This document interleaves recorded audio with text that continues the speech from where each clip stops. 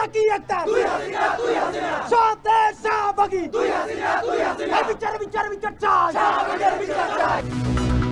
শাহবাগে ইনকিলাব মঞ্চের অবস্থান, গণজাগরণের লাকি আক্তারকে গ্রেপ্তার ও 3 মাসের ধর্ষণের বিচার নিষ্পত্তি সহ 5 দাবি। সময় বাড়িয়েও মেলেনি সাগরে গ্যাস অনুসন্ধানের কোম্পানি। বাপেক্সকে মজুত জানতে জরিপ চালানোর পরামর্শ।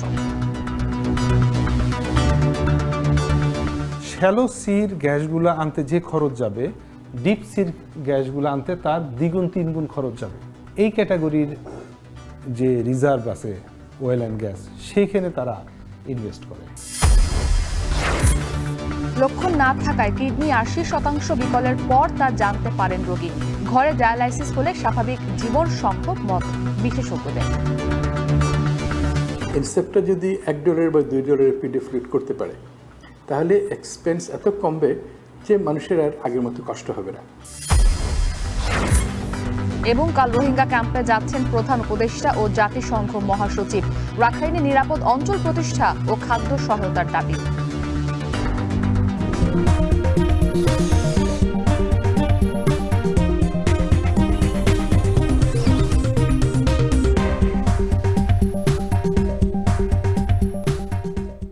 স্বাগত এখন সকালে। পুরো আয়োজন আপনাদের সাথে আছি আমি ইসরাত মুক্তি। গণজাগরণ মঞ্চের অন্যতম সংগঠক লাকি আক্তার ও ফ্যাসিবাদের দোসরদের গ্রেপ্তার, 3 মাসের মধ্যে ধর্ষণের বিচার নিষ্পত্তি সহ 5 দাবিতে আন্দোলন চালিয়ে যাওয়ার ঘোষণা দিয়েছে ইনকিলাব মঞ্চ। পুলিশের ওপর হামলাকারীদের দ্রুত বিচার, শাপলা ও পিলখানা হত্যার বিচার ও আওয়ামী লীগকে নিষিদ্ধের দাবি জানায় তারা। বিকেল থেকে রাত পর্যন্ত শাহবাগে অবস্থান কর্মসূচি পালনের পর জানানো হয়, দাবি বাস্তবায়ন না হওয়া পর্যন্ত এই কর্মসূচি চলবে। শাহাদাত অভ্রের প্রতিবেদন।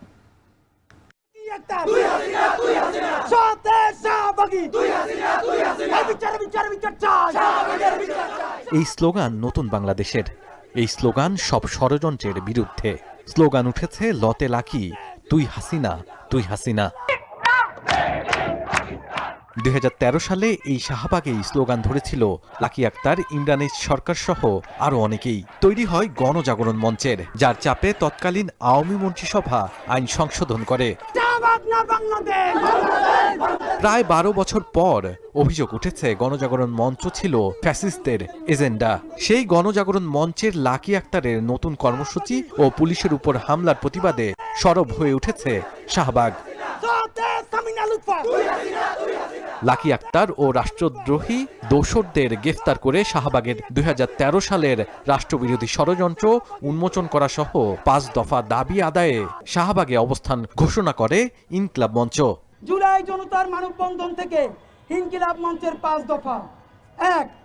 ধর্ষণের সর্বোচ্চ শাস্তি নিশ্চিত করতে দ্রুত বিচার ট্রাইব্যুনাল গঠন করে 90 দিনের মধ্যে মামলা নিষ্পত্তি করার ব্যবস্থা করতে হবে। একই সাথে কেউ যদি ধর্ষণের মিথ্যা মামলা করে তাকেও সর্বোচ্চ শাস্তির আওতায় আনতে হবে। যতদিন না পর্যন্ত লাকি গংদের গ্রেফতার করে দিল্লির দাসত্বকে বাংলাদেশ থেকে ছেটিয়ে বিদায় করা হবে, ততদিন পর্যন্ত শাহবাগ ছাড়ব না। দেশকে অস্থিতিশীল করার ষড়যন্ত্রের অংশ হিসেবে মব তৈরি করে পুলিশের উপর হামলাকারীদের দ্রুত গ্রেফতার করে বিচারের মুখোমুখি করার দাবিও জানানো হয় সেখানে। গত জুলাই দেখিয়ে দিয়েছি, যারাই আমাদের সম্মুখে ফেসিবাদ নিয়ে হাজির হয়েছে, যারা আমাদের সম্মুখে ফেসিবাদের বয়ানকে শক্তিশালী করতে এসেছে, তাদের ঠিকানা আমরা বাংলাদেশে রাখি নাই। নতুন করে আরেকবার শাহবাগ কায়েম করতে যাওয়ার চেষ্টা, সেই চেষ্টা এই লাল জুলাইয়ের পরবর্তী বাংলাদেশে হবে না। এই দীর্ঘ 16 বছর যারা নিপীড়িত হয়েছে, নির্যাতিত হয়েছে, তাদের পক্ষ থেকে আজকে আমরা ইনকিলাব মঞ্চের পক্ষ থেকে আপনাদের সামনে দাঁড়িয়েছি। শাপলা ও পিলখানা হত্যাকাণ্ডের সুষ্ঠু বিচার করা সহ অবিলম্বে জুলাই গণহত্যার বিচার শুরু করে আওয়ামী লীগকে নিষিদ্ধের দাবিও জানায় ইনকিলাব মঞ্চ। এছাড়া ধর্ষণের সর্বোচ্চ শাস্তি নিশ্চিত করতে দ্রুত বিচার ট্রাইব্যুনাল গঠন করে 90 দিনের মধ্যে মামলা নিষ্পত্তির ব্যবস্থা করারও দাবি জানায় সংগঠনটি। এ সময় নানা সংগঠন এই কর্মসূচির সঙ্গে একাত্মতা প্রকাশ করে এবং রাতে ঢাকা বিশ্ববিদ্যালয় এলাকায় 5 দফা দাবি বাস্তবায়নের জন্য মশাল মিছিলে অংশ নেয়। গুনগুনের জননীদের মধ্যে একজন লাকিরা, ওরে যতক্ষণে গ্রেফতার করে বিচারের মুখোমুখি করা না হবে ততক্ষণ লড়াই চলবে। এ সময় জানানো হয় যতদিন এই দাবিগুলো পূরণ না হবে ততদিন শাহবাগেই অবস্থান করবে তারা। শাহাদাত অভ্র, এখন, ঢাকা। ৩ মাস সময় বাড়িয়েও সাগরে গ্যাস অনুসন্ধানে আগ্রহী হয়নি আন্তর্জাতিক তেল গ্যাস অনুসন্ধানকারী কোম্পানিগুলো। অনাগ্রহের বিষয়ে মতামত পেলে দরপত্রের মডেল সংস্কার করার কথা জানিয়েছে পেট্রোবাংলা। আর আন্তর্জাতিক কোম্পানিগুলোকে আকৃষ্টে সাগরের ভিন্ন ভিন্ন ব্লকে আলাদা পিএসসি মডেল তৈরির পরামর্শ জ্বালানি বিশেষজ্ঞদের। বলছেন বাপেক্সের মাধ্যমেই ত্রিমাত্রিক জরিপ চালিয়ে মজুদ গ্যাসের পরিমাণ জানা সম্ভব। মাঝার মাহবুবের প্রতিবেদন। সাগরের গ্যাস অনুসন্ধানে গত বছর 7টি আন্তর্জাতিক কোম্পানি পেট্রোবাংলার দরপত্র কিনলেও শেষ পর্যন্ত কেউই অনুসন্ধানে নামেনি। 3 মাস সময় বাড়ালেও দরপত্র কেনেনি নতুন কোনো কোম্পানিও। 2012 ও 14 সালে ভারত মিয়ানমারের সঙ্গে সমুদ্রসীমা বিরোধ নিষ্পত্তি হলেও গ্যাস উত্তোলনে নেওয়া হয়নি কোনো উদ্যোগ। কিন্তু হাত গুটিয়ে বসে থাকেনি প্রতিবেশী দেশগুলো। যদিও 2016 সালের দরপত্র আহ্বানে সাড়া না পেয়ে 2019-এ নতুন পিএসসি তৈরি করে পেট্রোবাংলা, যা চূড়ান্ত হয় 2023-এ। এ মডেলে সাগরের সম্ভাবনাময় 26টি ব্লক তুলে ধরলেও সাড়া মেলেনি অনুসন্ধানে। পেট্রোবাংলা বলছে সবশেষ গত বছর মার্চ থেকে সেপ্টেম্বরের দরপত্রে গভীর সমুদ্রে 15টি ও অগভীরে 9টি ব্লকে দরপত্র আহ্বান করা হয়েছিল। আগ্রহ দেখানো যুক্তরাষ্ট্র, নরওয়ে, ফ্রান্স, জাপান, চীন, সিঙ্গাপুর ও ভারতের বেশ কয়েকটি কোম্পানির মধ্যে বহুমাত্রিক জরিপের তথ্য কেনে শেভরন, এক্সন মোবিল, ইনপেক্স, সিনুক ও জোগম্যাক। তবে কেন কোম্পানিগুলো অনুসন্ধানে আসেনি তা জানতে চিঠি দিয়েছে পেট্রোবাংলা। তাদের মতামতের ভিত্তিতে সংশোধন হবে পিএসসি মডেল। চিঠি পাঠিয়েছি যে আপনাদের মতামতটা দেন যে কেন ড্রপ করেন নাই, আমাদের টেন্ডারের কন্ডিশনসগুলো আপনাদের কোনো ডিফিকাল্টিজ আছে কি না বা কোনো কন্ডিশনস অতিরিক্ত যোগ করতে হবে কি না। তাদের মতামতটা পেলে আমরা যদি আমাদের দেশের জন্য উপকারী হয় আমরা আরেকবার টেন্ডারে যেতে চাই। বাংলাদেশের ভূতত্ত্ব জরিপের তথ্যমূল্য 5 থেকে 6 কোটি টাকারও বেশি। কতটুকু এলাকা জুড়ে কি পরিমাণ গ্যাস মজুদ আছে এবং তার পেছনে বিনিয়োগ লাভজনক হবে কিনা তার নির্দিষ্ট পরিসংখ্যানের ওপর ভিত্তি করে গ্যাস অনুসন্ধানে আগ্রহী হয় আন্তর্জাতিক কোম্পানিগুলো। ভাবতে হয় লভ্যাংশ ও অংশীদারিত্ব নিয়ে। কিন্তু পর্যাপ্ত তথ্য না থাকলে এত মূল্যে আন্তর্জাতিক কোম্পানিগুলো দরপত্র কেনায় আগ্রহী হয় না বলে মত জ্বালানি বিশেষজ্ঞদের। শ্যালো সির গ্যাসগুলো আনতে যে খরচ যাবে, ডিপ সির গ্যাসগুলো আনতে তার দ্বিগুণ 3 গুণ খরচ যাবে। ওখানে পাইপলাইন করাও সম্ভব না, ট্রান্সপোর্টেশন খরচ। পিএসসিকে 2 ভাগে ভাগ করতে হবে, একটা হচ্ছে ডিপ সির জন্য পিএসসি, ওটার জন্য একটা, এবং শ্যালো সির জন্য পিএসসি। একটা ডেটা সেট 6 কোটি টাকা করছে, কিন্তু তারা তো এই ডেটা কিনে করবে না, আইওসিগুলো আসবে না এত টাকা দিয়ে। কারণ হইতে পারে, না হইতে পারে। 1P, 2P, 3P ক্যাটাগরির, এই ক্যাটাগরির যে রিজার্ভ আছে অয়েল অ্যান্ড গ্যাস, সেইখানে তারা ইনভেস্ট করে। গ্যাস অনুসন্ধানে বাড়াতে হবে নিজস্ব সক্ষমতা। তাই দেশীয় কোম্পানি বাপেক্সের মাধ্যমে 3D জরিপ চালিয়ে সাগরে কি পরিমাণ গ্যাস আছে তার যথাযথ জরিপ চালালে আন্তর্জাতিক কোম্পানিগুলোকে আকৃষ্ট করা সম্ভব হবে বলে মত সংশ্লিষ্টদের। মাঝার মাহবুব, এখন, ঢাকা। 1 দশকে অন্তত 1 কোটি মানুষ কিডনি রোগে আক্রান্ত হয়েছেন। লক্ষণ প্রকাশ না পাওয়ায় 80% কিডনি বিকল হবার পর বুঝতে পারেন রোগীরা। শুরুতেই ডায়াবেটিক ও উচ্চ রক্তচাপ নির্ণয় ও চিকিৎসা নিশ্চিত করা গেলে অর্ধেকের বেশি রোগীর কিডনি বিকল রোধ করা সম্ভব। তবে ঘরে বসে ডায়ালাইসিস জনপ্রিয় করা গেলে বিকল কিডনি দিয়েও মানুষ কর্মজীবন চালিয়ে নিতে পারবেন বলে মত বিশেষজ্ঞদের। মুজাহিদ শুভর বিশেষ প্রতিবেদন। মায়ের দেয়া কিডনিতে 3 বছর সুস্থ থাকার পর আবারও কিডনি বিকল হয়েছে আশরাফের। বাইং হাউসের কোয়ালিটি অডিটর হিসেবে 2.5 লাখ টাকা বেতন পেলেও হারিয়েছেন চাকরি।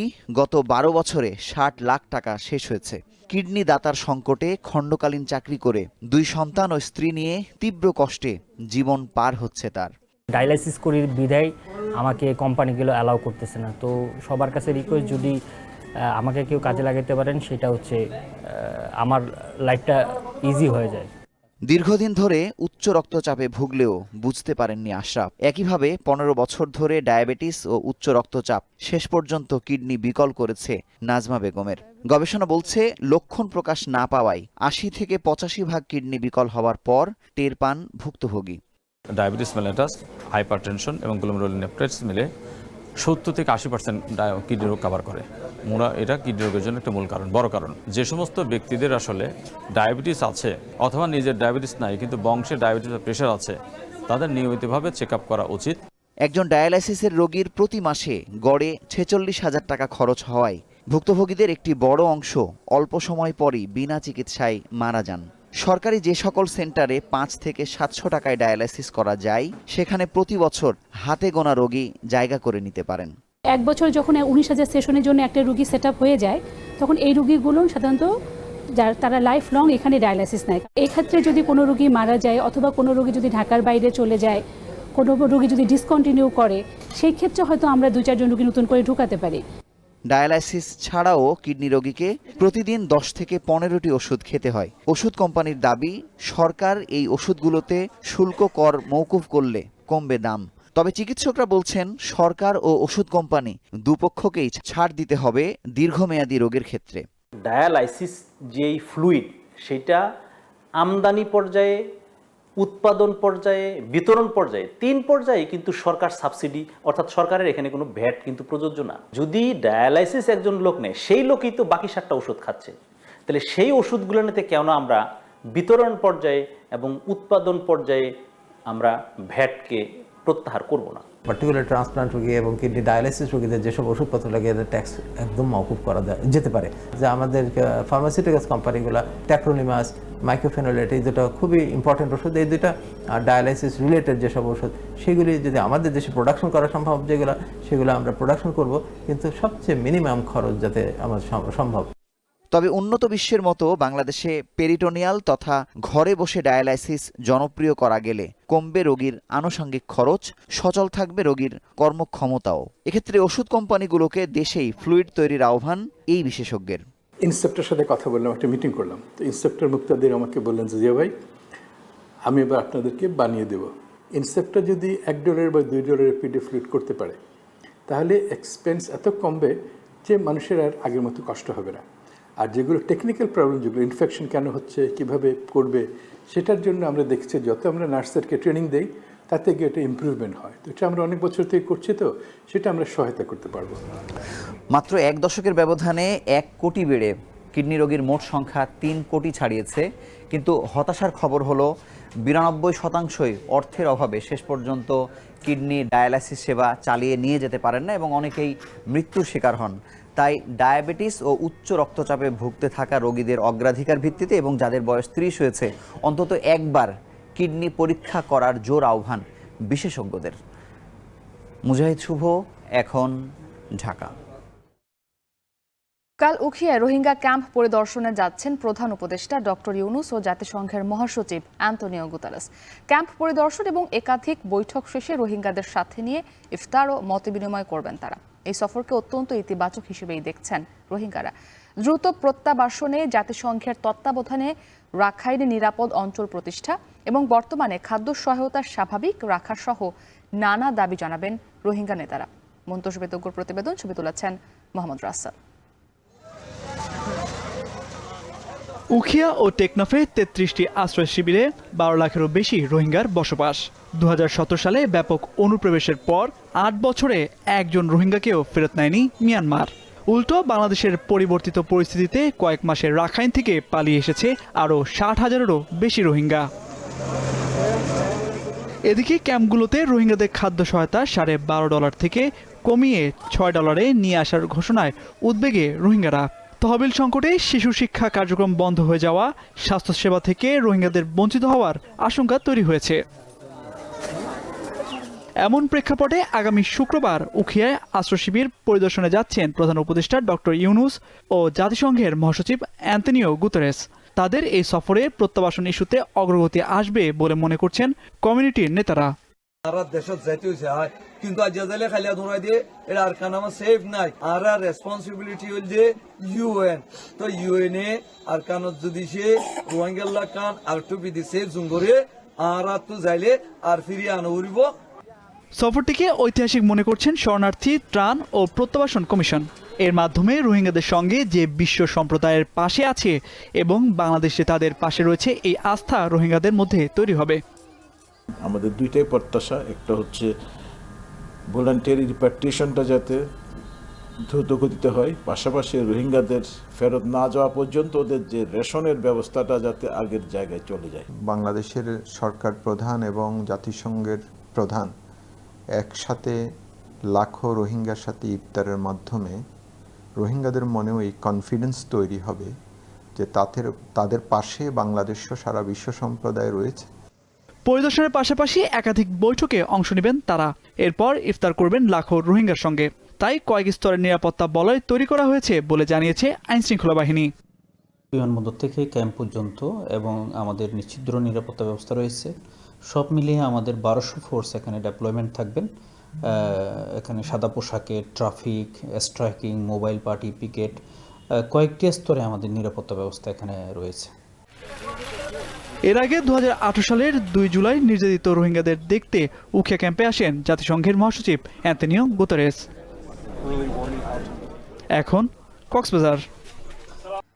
অবৈধ ইট ভাটা বন্ধে হাইকোর্টের নির্দেশনা থাকলেও উপকূলীয় জেলা বরগুনায় নিয়মনীতি না মেনে ইট ভাটা পরিচালনা করছেন প্রভাবশালীরা। সবাইকে ম্যানেজ করে চলছে অবৈধ ইট ভাটার ব্যবসা। সচেতন মহল বলছেন জরিমানার পাশাপাশি বন্ধ করতে হবে প্রাণ ও পরিবেশের শত্রু অবৈধ এসব ভাটা। এসএম সিফাতের ছবিতে জানাবেন জিয়াদ মাহমুদ।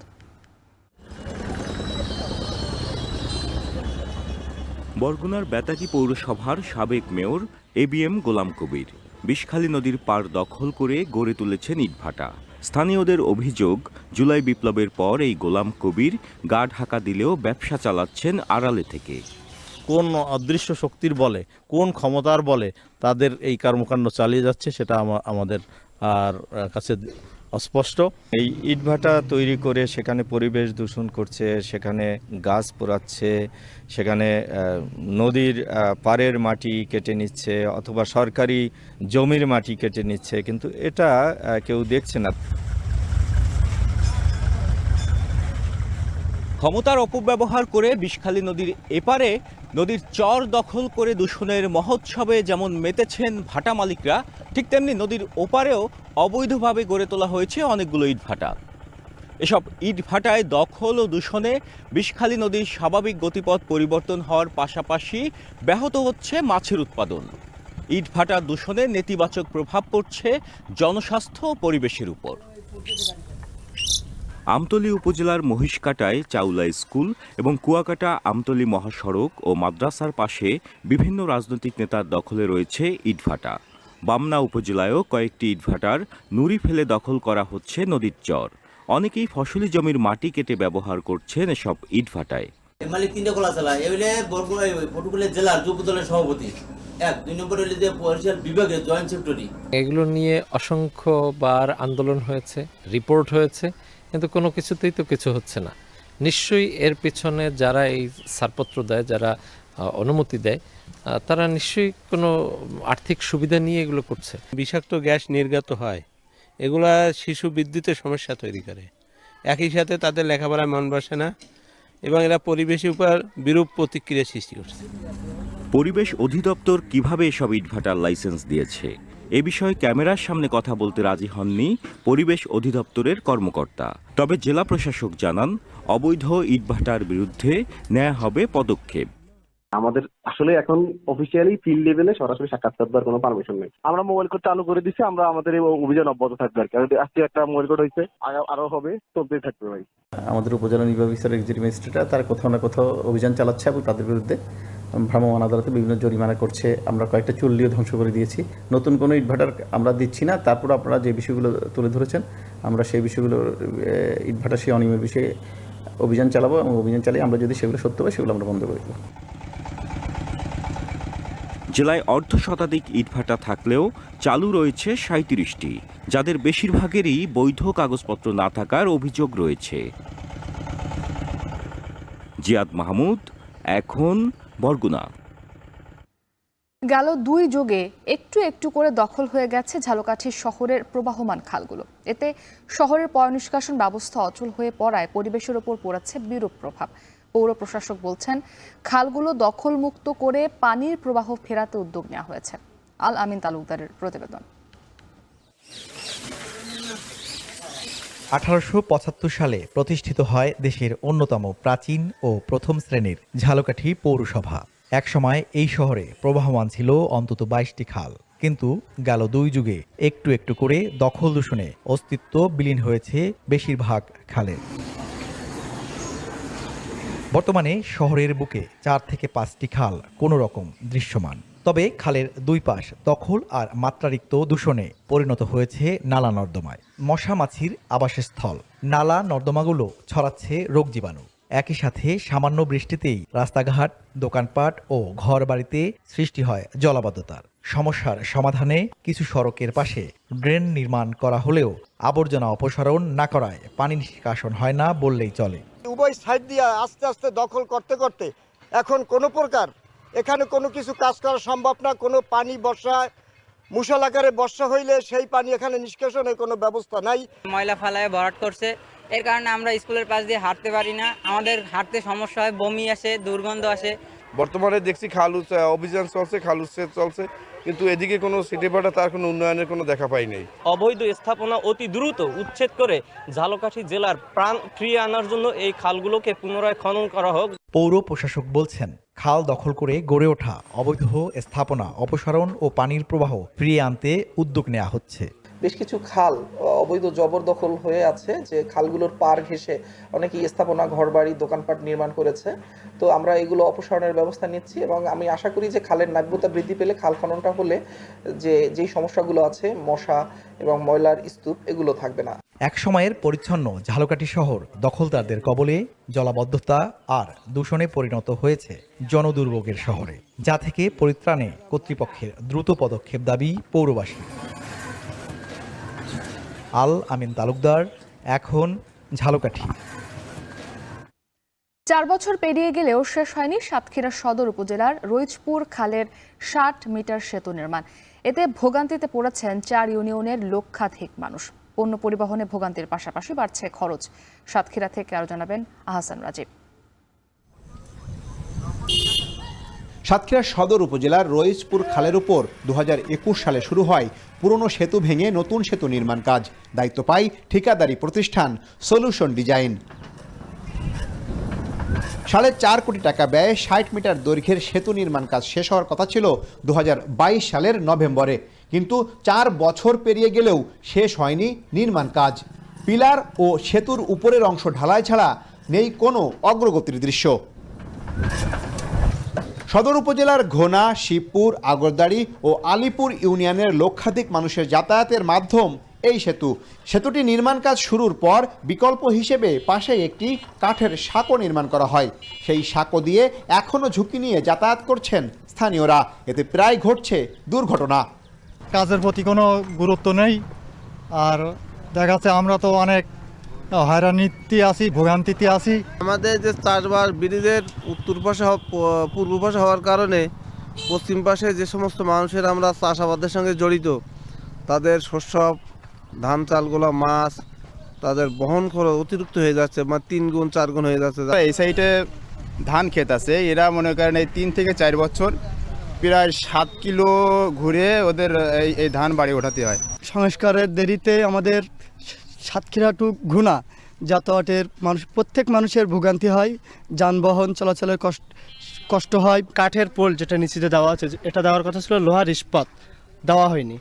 এখানেও দুর্নীতি ছিল। বিগত সরকারের দোসররা কন্ট্রাক্টরের কাছ থেকে বহু চাঁদাবাজি করেছে, বহু টাকা পয়সা নেওয়ার কারণে কন্ট্রাক্টর পিছাই গেছে। এসব ইউনিয়নের উৎপাদিত কৃষি পণ্য ও ঘেরের মাছ জেলা শহরের বাজারে নিয়ে আসার জন্য বর্তমানে 15 কিলোমিটার দূরের অন্য একটি সেতু ব্যবহার করতে হচ্ছে স্থানীয় বাসিন্দাদের। এছাড়া সেতু ব্যবহারের সুযোগ না থাকায় জরুরি প্রয়োজনে এই পথে চলাচল করতে পারে না অ্যাম্বুলেন্স ও ফায়ার সার্ভিসের গাড়ি। এখন এতটা লোকের এই ভোগান্তি, আর আমাদের চাষি মানুষের এই ফসল আলিপুরে ঘুরিয়ে বাড়ি চাই। এই ব্রিজটা কোনো প্রকার সংস্কারের কোনো উদ্যোগ নিচ্ছে না এই যে ঠিকাদারি কন্ট্রাক্টর সলিউশন ডিজাইন। তো 4-5টা বছর বিশাল একটা ভোগান্তিতে আসি। এই যে ভ্যান, কত ভ্যান যে পান্তি পড়লো, খানায় পড়লো, তার কোনো ঠিক নেই। এলজিইডি বলছে ব্রিজের মূল অবকাঠামোর কাজ শেষ হয়েছে, জমি অধিগ্রহণ জটিলতায় কিছু কাজ আটকে আছে। তবে দ্রুত সময়ের মধ্যে কাজ শেষ করার বিষয়ে চেষ্টা চলছে বলছেন কর্মকর্তারা। জমি সংক্রান্ত জটিলতা এবং ডিজাইন সংক্রান্ত জটিলতার জন্য কাজটা আসলে একটু ডিলে হয়, কিন্তু বর্তমানে ব্রিজের মূল স্ট্রাকচারের কাজ 100% কমপ্লিট হয়ে গেছে। এখন শুধু 2 অ্যাপ্রোচের কাজ বাকি আছে। 2 অ্যাপ্রোচের কাজে এখন এখানে আবার জমি সংক্রান্ত জটিলতা দেখা দিচ্ছে। পরে আমরা এটা ইউনো সাহেবকে জানাইছি। স্থানীয় সরকার প্রকৌশল অধিদপ্তর অনূর্ধ্ব 100 মিটার সেতু নির্মাণ প্রকল্পের অধীনে এই সেতুটি নির্মাণ কাজ শুরু করে। আহসান রাজীব, এখন সাতক্ষীরা। সুনামগঞ্জের বাজারগুলোতে সবজির দাম স্বাভাবিক থাকায় রমজানে স্বস্তি ফিরেছে ক্রেতাদের মাঝে। এ বিষয়ে আরও জানাতে জেলার পুরাতন জেল রোড এলাকার সবজির বাজার থেকে যুক্ত হয়েছেন লিপসন আহমেদ। লিপসন, বাজারের সবজির সরবরাহ কেমন, দরদাম জানাবেন এবং জানতে চাই যে রমজান জুড়েই সবজির বাজার এমন স্থিতিশীল থাকবে কিনা, ব্যবসায়ীরা কি বলছেন?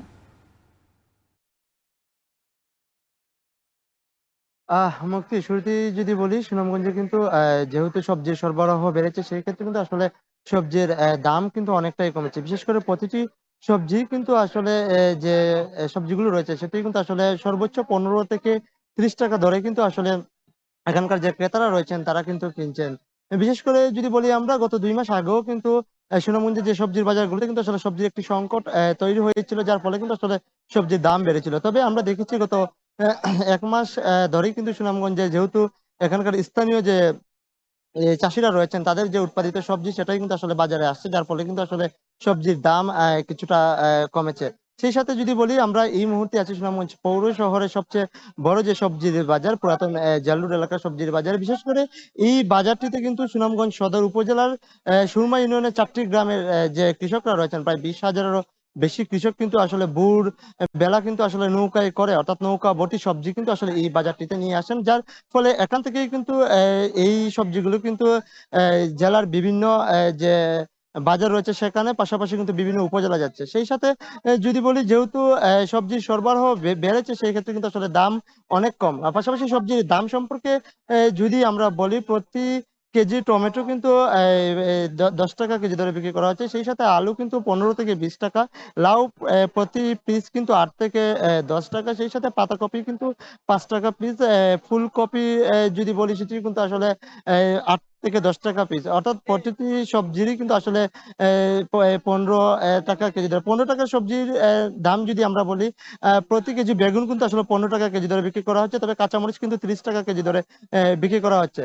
তবে এখানকার কৃষকরা যেটি বলছেন, যেহেতু এই যে মৌসুম, অর্থাৎ যেহেতু সবজির একটি মৌসুম এখন, সেই ক্ষেত্রে কিন্তু তারা সবজি বাজার নিয়ে আসাই কিন্তু আসলে সবজির দাম কমেছে। তবে ব্যবসায়ীরা যেটি বলছেন, যেহেতু সবজির সরবরাহ বেড়েছে, সেই সাথে পুরো জেলায় যেহেতু যে চাষিরা রয়েছেন তারা যেহেতু বাজারে সবজি তুলছেন, সেই ক্ষেত্রে কিন্তু আসলে সবজির দাম কম। তবে পুরো রমজান জুড়ে, অর্থাৎ যেহেতু এই সবজি সরবরাহ বেড়েছে, সেই ক্ষেত্রে কিন্তু পুরো রমজানে কিন্তু সবজির বাজার স্থিতিশীল থাকবে। মুক্তি। লিপসন আহমেদ যুক্ত ছিলেন সুনামগঞ্জ থেকে। বাংলাদেশিদের জন্য ওমরা ভিসা দেওয়ার হার কমিয়ে দিয়েছে সৌদি আরব। বর্তমানে মাত্র 10% বাংলাদেশিকে ওমরা ভিসা দিচ্ছে ঢাকার সৌদি দূতাবাস।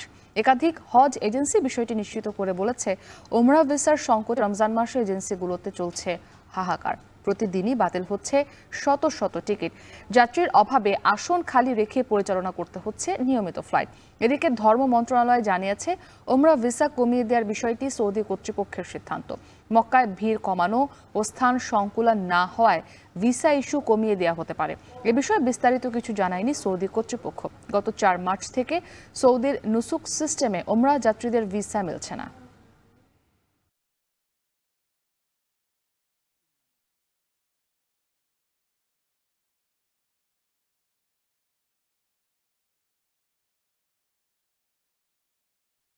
পবিত্র রমজান উপলক্ষে সংযুক্ত আরব আমিরাতে কর্মরত প্রবাসীদের বিনামূল্যে ইফতার সরবরাহ করছে দুবাইয়ের একটি অলাভজনক সংস্থা।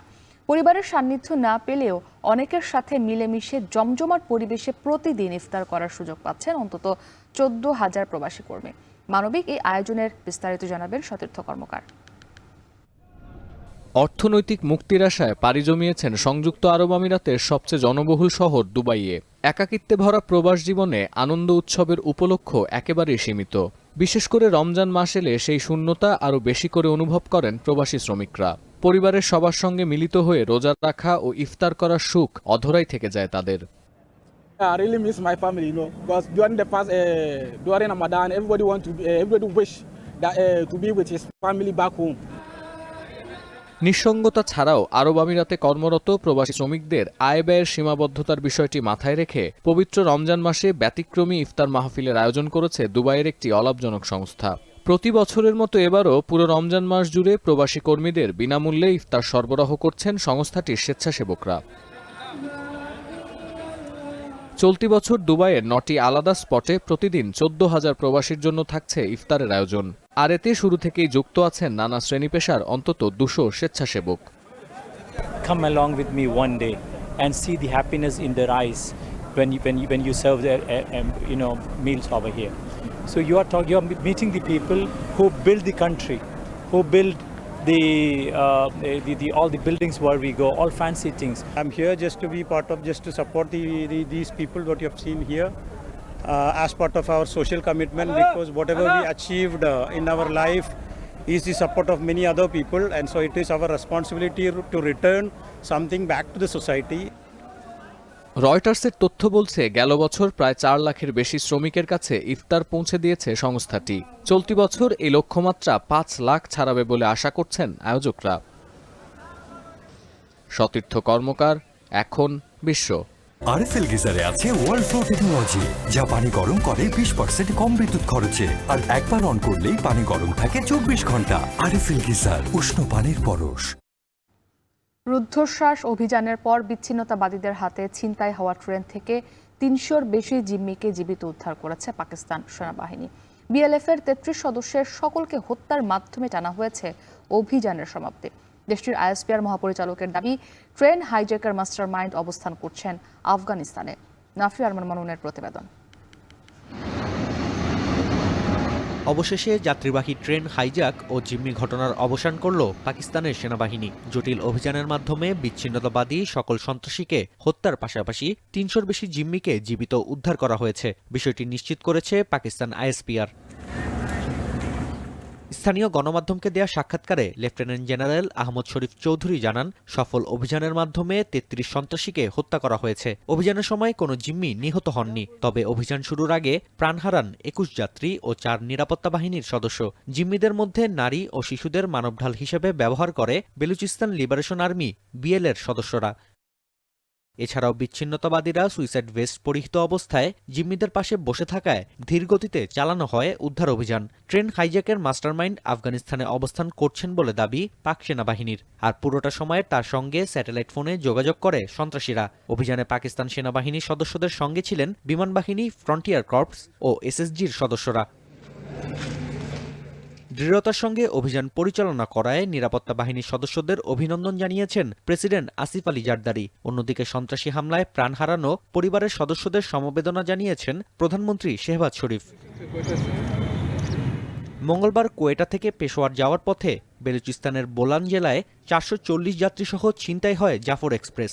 এর দায় স্বীকার করে প্রদেশটির সকল রাজনৈতিক বন্দীকে মুক্তির 48 ঘণ্টার আলটিমেটাম দেয় বিচ্ছিন্নতাবাদী সংগঠন বিএলএ। তবে আলটিমেটাম শেষ হবার আগেই অভিযান সমাপ্ত করল পাক সেনাবাহিনী। নাফি আরমান মনন, এখন বিশ্ব। পাকিস্তানের সাবেক প্রধানমন্ত্রী ইমরান খানের জনপ্রিয়তা ক্ষমতাসীন শেহবাজ শরীফ সরকারের টিকে থাকার পথে সবচেয়ে বড় হুমকি বলে মনে করেন বিশ্লেষকরা। এ কারণে ইমরান খানের বিচার প্রক্রিয়া পেছানোর মতো সিদ্ধান্ত আসছে সরকারের তরফ থেকে। যদিও শেহবাজ শরীফের সমর্থকদের দাবি, ইমরানের শুনানিকে কেন্দ্র করে দেশে যেই অরাজকতা সৃষ্টি হয়েছে তা নিয়ন্ত্রণে আনতে আদালত তার সিদ্ধান্ত পরিবর্তন করেছেন। সতীর্থ কর্মকারের প্রতিবেদন। চলতি সপ্তাহে পাকিস্তান তেহরিকি ইনসাফের তথ্য উপদেষ্টা অভিযোগ করেন, তাদের নেতা ও দেশের সাবেক প্রধানমন্ত্রী ইমরান খানকে সরিয়ে নেওয়া হয়েছে আদিয়ালা জেলের ডেথ সেলে। মূলত উগ্র জঙ্গিবাদের সাথে জড়িত অপরাধীদের এ ধরনের নির্জন কারাবাসে পাঠানো হয়, অথচ ইমরান খানের বিরুদ্ধে এমন কোনো অভিযোগই ছিল না। এ অভিযোগের পর রাওয়ালপিন্ডির আদিয়ালা কারাগারে ইমরান খানের স্বাস্থ্য পরীক্ষা করতে আসেন পাকিস্তান ইনস্টিটিউট অব মেডিকেল সায়েন্সের চিকিৎসক দল। এ সময় উপস্থিত ছিলেন ইমরান খানের ব্যক্তিগত আইনজীবীও। দেশটির সংবাদ মাধ্যম ডন জানায়, গেল ফেব্রুয়ারির 16 ও 17 তারিখ ইমরান খানের বিরুদ্ধে আনা যে দুটি মামলার শুনানি হওয়ার কথা ছিল তা পিছিয়ে মার্চের 11 ও 12 তারিখ নেওয়া হয়েছে। অথচ এর আগে প্রতি সপ্তাহে অন্তত দুদিন দুর্নীতি ও তোষাখানার মামলার শুনানিতে হাজির হতে হয়েছে সাবেক প্রধানমন্ত্রীকে। বিশ্লেষকরা বলছেন, এই সিদ্ধান্তগুলো আসছে ক্ষমতাসীনদের তরফ থেকে, যদিও তা মানতে নারাজ শেহবাজ সরকারের সমর্থক গোষ্ঠী। दरमियान में ऐसे लगता है कि हुकूमत भी ये चाह रही है कि इमरान खान साहब से जो मुलाकातें होती हैं वो मुलाकातें कम से कम हो, क्योंकि इन केसेस की दरमियान जो है वो ज्यादा मुलाकात होती है, वो ज्यादा डिस्कशन करते हैं, अपना स्टेटमेंट बयानिया जो भी देना होता है। ভূমি সংক্রান্ত দুর্নীতি মামলায় গেল 17 জানুয়ারি ইমরান খানকে 14 বছরের কারাদণ্ড দেন আদালত। স্ত্রী বুশরা বিবিকে দেয়া হয় 7 বছরের জেল। এর আগে 2023-এর জানুয়ারিতে গোপন নথি ফাঁস বা সাইফার মামলায় 10 বছরের সাজা দেয়া হয় ইমরান খান ও সাবেক পররাষ্ট্রমন্ত্রী শাহ মাহমুদ কোরেশিকে। পাকিস্তানের স্বরাষ্ট্র মন্ত্রণালয়ের প্রতিবেদনে দেখা গেছে 2024-এর ডিসেম্বর পর্যন্ত ইমরান খানের বিরুদ্ধে মামলার সংখ্যা অন্তত 188টি। 2025-এর জানুয়ারিতে এসে মামলার সংখ্যা 200-র কাছাকাছি। এর মধ্যে পাঞ্জাব প্রদেশে তার বিরুদ্ধে রয়েছে 99টি মামলা, আর রাজধানীতে ইমরানের বিরুদ্ধে মামলার সংখ্যা 76টি। পাকিস্তানের সাবেক প্রধানমন্ত্রী ও ক্রিকেট কিংবদন্তির বিরুদ্ধে আনা গুরুতর অভিযোগগুলোর মধ্যে অন্যতম 19 কোটি পাউন্ডের আল কাদির ট্রাস্ট দুর্নীতি মামলা। সেখানে বলা হয়, ক্ষমতায় থাকা অবস্থায় টাউন লিমিটেড নামের একটি কোম্পানি থেকে কয়েক কোটি রুপি এবং জমি নিয়েছিলেন ইমরান খান। রয়টার্সের তথ্য বলছে, ইমরানের নেতৃত্বাধীন পিটিআই সরকার যুক্তরাজ্য থেকে যে 5,000 কোটি রুপি ফেরত পেয়েছিল তা বৈধ করতে এসব লেনদেন করা হয়েছে। এই মামলায় 2023 সালের মে মাসে ইমরানকে গ্রেফতারও করা হয়। একই বছর তোষাখানা মামলায় ফেঁসে যান ইমরান। অভিযোগ ওঠে, 14 কোটি রুপি সমমূল্যের সরকারি উপহার বিক্রি করে সেই অর্থ আত্মসাৎ করেন সাবেক প্রধানমন্ত্রী। এছাড়া 2023-এর মে মাসে ইমরান খানকে আটকের পরে দেশজুড়ে যে সহিংসতার ঘটনা ঘটে, সেখানেও সাবেক প্রধানমন্ত্রীর সম্পৃক্ততা পায় পুলিশ। 2022 সালে যুক্তরাষ্ট্রে নিযুক্ত পাকিস্তানের রাষ্ট্রদূতের পাঠানো গোপন বার্তা ফাঁস করার অভিযোগেও অভিযুক্ত হন ইমরান খান। 2018 সালে অভিযোগ ওঠে, বিবাহ বিচ্ছেদের পর নির্ধারিত সময়ের আগে বুশরা বিবিকে বিয়ে করেন ইমরান, যা ইসলামিক আইন পরিপন্থী। যদিও এই মামলা থেকে ইমরান ও তার স্ত্রী মুক্তি পেয়েছেন। সতীর্থ কর্মকার, এখন বিশ্ব। 21 ক্রিকেটারকে নিয়ে বিসিবির নতুন কেন্দ্রীয় চুক্তিতে ক্যারিয়ারের মধ্য বা শেষ প্রান্তে থাকা ক্রিকেটারদের গুরুত্ব দেওয়া হলেও জায়গা হয়নি শামীম পাটোয়ারি, পারভেজ ইমনের মতো তরুণদের। দীর্ঘদিন পর ইনজুরি জয় করে ফেরা পেসার ইবাদত হোসেনও পাননি প্রাপ্য সম্মান। তাই এমন সিদ্ধান্তে প্রশ্ন উঠেছে ক্রিকেট বোর্ডের ভবিষ্যৎ পরিকল্পনা নিয়ে। রেদওয়ান শাওনের প্রতিবেদন। নতুন বছরে আবারও আগের নিয়মে ফিরেছে বিসিবি। 21 ক্রিকেটারকে কেন্দ্রীয় চুক্তিতে রেখে নতুন তালিকা প্রকাশ করেছে দেশের ক্রিকেট বোর্ড। চলতি মাস থেকেই তালিকা অনুযায়ী বেতন ভাতা পাবে প্রতিটি ক্রিকেটার। বিগত বছরগুলোতে অভিজ্ঞতা, বর্তমান পারফরমেন্স ও ভবিষ্যতের কথা মাথায় রেখে কেন্দ্রীয় চুক্তির তালিকা করা হতো পয়েন্টের ভিত্তিতে। 3 ফরম্যাটের আলাদা আলাদা ক্যাটাগরির জটিলতা এড়িয়ে এবার গ্রেডিং সিস্টেমে ফিরেছে বিসিবি। 5 ক্যাটাগরির সেই তালিকায় আছেন 2 ফরম্যাটকে বিদায় জানানো মুশফিকুর রহিমও। অথচ তালিকায় জায়গা পাননি শামীম পাটোয়ারি, পারভেজ হোসেন ইমনের মতো উঠতি ক্রিকেটাররা। নতুন চুক্তিতে A+ ক্যাটাগরিতে এককভাবে জায়গা পেয়েছেন তাসকিন আহমেদ। এ ক্যাটাগরির 3 ক্রিকেটার শান্ত লিটন ও মেহেদী হাসান মিরাজ। বি ক্যাটাগরিতে আছেন 7 ক্রিকেটার। তাইজুল হাসান মাহমুদের সাথে আছেন প্রথমবারের মতো চুক্তিতে নাম লেখানো নাহিদ রানা। 2 ফরম্যাট খেলা নাহিদ রানা বি ক্যাটাগরিতে জায়গা পেলেও 3 ফরম্যাটেই পারফর্ম করা জাকের আলী অনিক আছেন ক্যাটাগরি সিতে। এছাড়াও ওপেনার তানজিদ তামিম, সৌম্য সরকার সহ মোট 8 ক্রিকেটারের জায়গা হয়েছে সি ক্যাটাগরিতে। আর ডি ক্যাটাগরিতে আছেন নাসুম ও খালেদ আহমেদ। ভবিষ্যৎ পরিকল্পনা মাথায় রেখে কেন্দ্রীয় চুক্তির তালিকা করা হলেও সেখানে জায়গা পাননি শামীম হোসেন পাটোয়ারি। অথচ এনসিএল, বিপিএল থেকে ডিপিএল কিংবা টাইগারদের হাই পারফরমেন্স টিম, যেখানে সুযোগ পেয়েছেন, নিজেকে প্রমাণ করেছেন এই হার্ড হিটার ব্যাটার। একই যুক্তি প্রযোজ্য পারভেজ হোসেন ইমনের বেলাতেও। চ্যাম্পিয়ন্স ট্রফির স্কোয়াডে জায়গা দেয়া হলেও রাখা হয়নি কেন্দ্রীয় চুক্তির তালিকায়। তাহলে কোন পরিকল্পনায় ইমনকে চ্যাম্পিয়ন্স ট্রফির স্কোয়াডে নেওয়া হয়েছিল, প্রশ্ন অনেকের। অন্যদিকে দীর্ঘদিন পর ইনজুরি কাটিয়ে ফেরা ইবাদত হোসেনও পাননি প্রাপ্য সম্মান। ইনজুরি জয় করে ঘরোয়া ক্রিকেটে ফেরা এই পেসারকে ভবিষ্যতের ভাবনায় রাখা হলে চুক্তির তালিকাতেও রাখা প্রয়োজন ছিল বলে মনে করেন সংশ্লিষ্টরা। রিদওয়ান শাওন, এখন, ঢাকা। এখন সকাল শেষ করার আগে শিরোনামগুলো আরও একবার।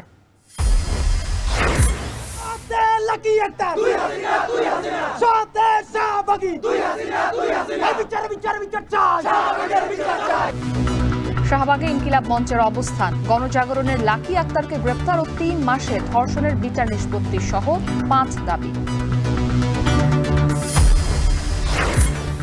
সময় বাড়িয়েও মেলেনি সাগরে গ্যাস অনুসন্ধানের কোম্পানি, বাপেক্সকে মজুদ জানতে জরিপ চালানোর পরামর্শ। শ্যালো সির গ্যাসগুলো আনতে যে খরচ যাবে, ডিপ সির গ্যাসগুলো আনতে তার দ্বিগুণ 3 গুণ খরচ যাবে। এই ক্যাটাগরির যে রিজার্ভ আছে অয়েল অ্যান্ড গ্যাস, সেইখানে তারা ইনভেস্ট করে। লক্ষণ না থাকায় কিডনি 80% বিকলের পর তা জানতে পারেন রোগী। ঘরে ডায়ালাইসিস হলে স্বাভাবিক জীবন সম্ভব, মত বিশেষজ্ঞদের। ইনসেপ্টর যদি $1 বা $2 পিডি ফ্লুইড করতে পারে, তাহলে এক্সপেন্স এত কমবে যে মানুষের আর আগের মতো কষ্ট হবে না। এবং কাল রোহিঙ্গা ক্যাম্পে যাচ্ছেন প্রধান উপদেষ্টা ও জাতিসংঘ মহাসচিব। রাখাইনে নিরাপদ অঞ্চল প্রতিষ্ঠা ও খাদ্য সহায়তার দাবি।